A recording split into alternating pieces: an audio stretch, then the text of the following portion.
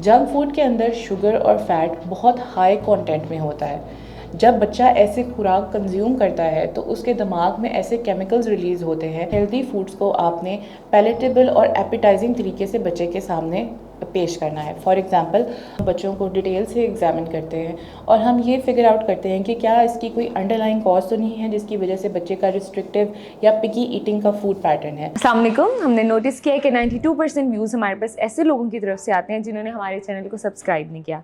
तो आज हम मरहम की तरफ से आपके पास रिक्वेस्ट करने आए हैं कि आप हमारे चैनल को सब्सक्राइब करें ताकि हम और इन्फॉर्मेटिव कंटेंट और अच्छे डॉक्टर्स अपने प्लेटफॉर्म पर ला सकें। Thank you. अस्सलाम वालेकुम, मेरा नाम डॉक्टर महाम इमरान है और मैं एक चाइल्ड स्पेशलिस्ट हूँ। मैं पिछले 8 साल से इस शोबे से मुंसलिक हूँ। अक्सर पेरेंट्स का ये कंसर्न होता है कि हमारे बच्चे सिवाय जंक फूड के जैसे कि चिप्स, बिस्किट्स के और कैंडीज़ के अलावा कुछ और नहीं खाते और हेल्दी फूड तो बिल्कुल ही कंज्यूम नहीं करते। तो इसका क्या इलाज किया जा सकता है? आज इस वीडियो में हम इस टॉपिक के ऊपर बात करेंगे। जैसा कि हम सब जानते हैं कि जंक फूड हेल्थ के लिए, ना सिर्फ फिज़िकल हेल्थ के लिए बल्कि मेंटल हेल्थ के लिए भी बहुत ख़राब होता है। उसकी रीज़न मैं आपको बताती हूँ। जंक फूड के अंदर शुगर और फैट बहुत हाई कंटेंट में होता है। जब बच्चा ऐसे खुराक कंज्यूम करता है तो उसके दिमाग में ऐसे केमिकल्स रिलीज़ होते हैं जिनसे उसको प्लेजर और एडिक्शन का एहसास होता है। इसलिए बच्चे एक विशियस साइकिल में स्टक हो जाते हैं जिसमें वो बार बार ऐसी चीज़ों को क्रेव करते हैं और फिर वो नॉर्मल खाना बंद कर देते हैं। जब बच्चा अपना पेट जंक फूड से भर लेगा तो फिर वो नॉर्मल खाने की तरफ नहीं आएगा। ये वजह है कि बच्चों को जंक फूड की आदत लग जाती है और अगर उनको रोज़ सेम चीज़ प्रोवाइड की जाए तो वो बार बार उसी चीज़ की क्रेविंग करते हैं। हमारा नेक्स्ट कंसर्न ये है कि अगर हमारा बच्चा इस विशियस साइकिल में स्टक हो गया तो हमें क्या करना चाहिए कि हम अपने बच्चे की हेल्प कर सकते हैं। इसमें सबसे इम्पॉर्टेंट रोल पेरेंट्स का होता है। पेरेंट्स को चाहिए कि सबसे पहले तो वो प्रॉब्लम को आइडेंटिफाई करें। मोस्ट केसेस में पेरेंट्स ये बात समझते ही नहीं कि जंक फूड बच्चे की सेहत के लिए कितना ख़राब हो सकता है। सो सबसे पहले आपने प्रॉब्लम को आइडेंटिफाई करना है। सेकेंडली, बच्चे की खुराक में से जंक फूड को ग्रेजुअली कम किया जाए। अगर आप एकदम से स्टॉप करेंगे तो बच्चा खाना पीना बिल्कुल ख़त्म कर देगा।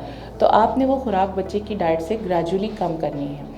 इसके अलावा आपने ये करना है कि हेल्दी फूड्स को आपने पैलेटेबल और एपिटाइजिंग तरीके से बच्चे के सामने पेश करना है। फॉर एग्ज़ाम्पल, आप उसको फ्रूट की स्मूदीज़ बना के दे सकते हैं या आप उनको डिफरेंट शेप्ड पराठास बना के दे सकते हैं। और अगर आप अपने बच्चे की डाइट में गोश्त या कीमे को लाना चाहते हैं तो आप उनको किसी भी कबाब की फॉर्म में दे सकते हैं।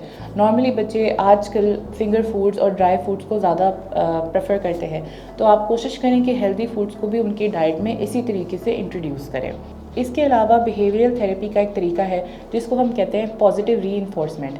यानी कि अगर आपका बच्चा कभी कोई हेल्दी डाइट ले रहा हो तो हम उसकी हेल्दी चॉइसेस को रीइंफोर्स करें, उसको हम अप्रिशिएट करें ताकि वो अगली दफ़ा भी वही चॉइसेस इस्तेमाल करे। अगर आपको इस सिलसिले में किसी की मदद की ज़रूरत हो तो आप अपने पीडियाट्रिशियन से रब्ता कर सकते हैं।